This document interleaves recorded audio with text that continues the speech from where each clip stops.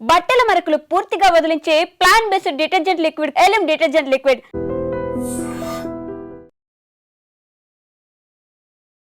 తమిళనాడు నగరం చెన్నై ప్రాంతాల్లో ఒక విషాదకరమైనటువంటి ఘటన జరిగింది. యాక్చువల్లీ డెవలప్మెంట్ లో భాగంగా మనకు తెలుసు అన్ని కూడా మెట్రో నగరాలుగా మారిపోతున్న సిచ్యువేషన్ ఉంది. ఎందుకంటే రోజు రోజుకి ట్రాఫిక్ పెరిగిపోతుంది కాబట్టి ఈ మెట్రో లైన్స్ అన్ని కూడా పూర్తిగా ఫేసెస్ వైజ్ గా డెవలప్మెంట్ లో భాగంగా అన్నిటినీ కూడా కారిడార్ లాగా విభజించి పూర్తిగా ఈ మెట్రో లైన్స్ ని పొడిగించుకుంటూ వెళ్తున్న పరిస్థితి. సో అందులో భాగంగానే చెన్నైలో కూడా ఈ మెట్రో వర్క్స్ నడుస్తున్నాయి. అయితే ఏం జరిగిందో తెలియదు కానీ బుధవారం రోజు రాత్రి 9 గంటల ప్రాంతాల్లో ఎక్కడైతే ఈ మెట్రోకి సంబంధించిన వర్క్స్ జరుగుతున్నాయో అక్కడ ఒక చిన్నపాటి భాగం ఏదైతే జరుగుతుందో పనులు జరుగుతున్నాయో అక్కడ ఒక్కసారిగా కుప్పకూలిపోయింది. ఆ తర్వాత అక్కడ రాత్రి సమయాల్లోనే ఎక్కువగా ఇట్లాంటి మెట్రో వర్క్స్ కావచ్చు లేదంటే ఫ్లైఓవర్ వర్క్స్ కావచ్చు ఇవన్నీ కూడా జరుగుతుంటాయి. ఎందుకంటే డే టైంలో డిస్టర్బెన్స్ లేకుండా ఉండడానికి ఎక్కువగా నైట్లోనే పనులు చేస్తూ ఉంటారు. సో ఈ పనులు జరుగుతున్నటువంటి టైంలోనే ఒక్కసారిగా ఒక భాగం మెట్రోకి సంబంధించిన ఏదైతే పనులు జరుగుతున్నాయో అక్కడ ఆ ప్రాంతాల్లో కూలిపోవడం, ఆ తర్వాత అక్కడ ఉన్నటువంటి స్థానిక కూలీలు ఎవరైతే ఉన్నారో వాళ్ళ మీద ఈ శిథిలాలన్నీ పడిపోవడం, దెన్ అందులో స్పాట్లోనే ఒక వ్యక్తి కూడా చనిపోయినట్టుగా సమాచారం అయితే అందుతోంది. 9 గంటల ప్రాంతం అంటే ఆల్మోస్ట్ ఇంకా కూడా ఇంటికి వెళ్తున్నటువంటి సమయం. అఫ్కోర్స్ అంటే అంత పీక్ అవర్ కాకపోయినా బట్ చాలా మంది కూడా ఈ నైట్ షిఫ్ట్లు చేసే వాళ్ళు కావచ్చు లేదంటే షాప్స్ బంద్ చేసి వెళ్ళే వాళ్ళు కావచ్చు, వాళ్ళందరూ కూడా ఇంటికి వెళ్ళేటటువంటి టైం ఇది. ఒక్కసారిగా ఆ పనులు జరుగుతున్నటువంటి టైంలో ఈ ఇన్సిడెంట్ జరగడంతో షాక్ అయిపోయిన పరిస్థితి. వెంటనే అక్కడ స్థానికులు కావచ్చు మిగతా మెట్రోకి సంబంధించిన సిబ్బంది కావచ్చు సమాచారం ఇవ్వడం, పోలీసులు చేరుకోవడం, రెస్క్యూ చేయడానికని రెస్క్యూ ఆపరేషన్కి సంబంధించి పూర్తిగా అక్కడ కూడా ఒక వ్యవస్థ ఉంటుంది కాబట్టి వాళ్ళు కూడా చేరుకోవడం, ఆ శిథిలాలను తొలగించే కార్యక్రమం కూడా జరిగింది. కానీ అప్పటికే ఆ శిథిలాల కింద చిక్కుకున్నటువంటి నలుగురిలో ఒక వ్యక్తి అయితే చనిపోయిండు. ఆ తర్వాత ముగ్గురి మాత్రం వెంటనే హాస్పిటల్కి అయితే తరలించారు. సో ఈ ఇన్సిడెంట్ జరగడంతో పూర్తిగా ఈ అందరూ అప్రమత్తం అయిపోయిన పరిస్థితి.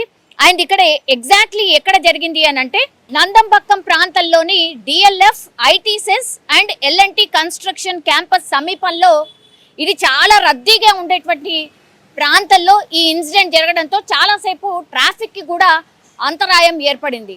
సో చాలా రోజులు ఇట్లాంటి పనులు జరుగుతూ ఉంటాయి. సో అంత ఈజీగానైతే ఈ మెట్రో కావచ్చు ఫ్లైఓవర్ పనులు అయితే జరగవు.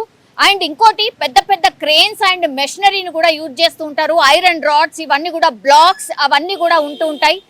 సో అక్కడ కూడా సేమ్ అదే కాంక్రీట్ కావచ్చు లేకపోతే నేను చెప్పినట్టుగా ఈ బ్లాక్స్ కావచ్చు అవన్నీ కూడా ఉన్నాయి. సో ఒక్కసారిగా ఈ కాంక్రీట్ జారిపోవడం, ఎందుకంటే చెన్నైలో కూడా ఈ మధ్యకాలంలో భారీ వర్షాలు రోజు కురుస్తున్నట్టుగానే ఉన్నాయి.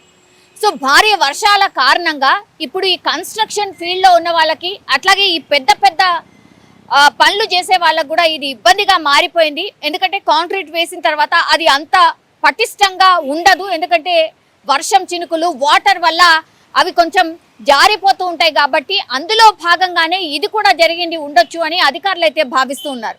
చెన్నైలో కూడా వర్షం ఈ మధ్య కాలంలో ఒక వారం 10 రోజుల నుంచి కూడా అక్కడ కూడా ఫ్రీక్వెంట్గా వర్షాలు పడుతున్నాయి. అందులో భాగంగానే ఇది జరిగి ఉండొచ్చని ప్రాథమికంగా ఒక అంచనాకైతే వచ్చారు. కానీ ప్రాణ నష్టం అధికంగా లేదు కానీ బట్ ఈ కూలీలు ఎవరైతే ఉన్నారో వాళ్ళు ఆ శిథిలాల కింద చిక్కుకుపోవడం, అక్కడే స్పాట్లో ఒక పర్సన్ అయితే చనిపోవడం, మిగతా ముగ్గురిని హుటాహుటిన దగ్గరలో ఉన్నటువంటి హాస్పిటల్కి తరలించినట్టుగా సమాచారం అయితే అందుతోంది. కానీ ఇట్లాంటి బిగ్ వర్క్స్ జరుగుతున్న ప్రాంతాల్లో ఒక్కసారిగా ఇట్లాంటి ఇన్సిడెంట్ జరగడంతో పూర్తిగా నివేదిక కూడా కోరుతుంది ప్రభుత్వం. మరి ఎంత పటిష్టంగా ఆర్ ఎంత సెక్యూర్డ్గా ఈ వర్క్స్ జరుగుతున్నాయి, ఎందుకంటే ఇవి కొన్ని వందల సంవత్సరాల పాటు ఉండాల్సినటువంటి వ్యవస్థలు ఇవి.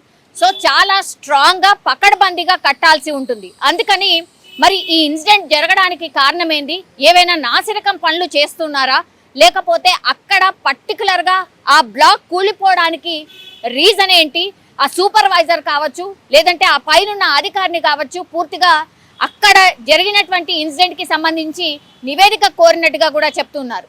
సో ఒక్కసారిగా చెన్నైకి సంబంధించిన మెట్రో వర్క్స్ జరుగుతున్న ప్రాంతంలో ఈ ఇన్సిడెంట్ జరగడంతో పూర్తిగా ఒక కలకలం అయితే క్రియేట్ అయిందని చెప్పొచ్చు.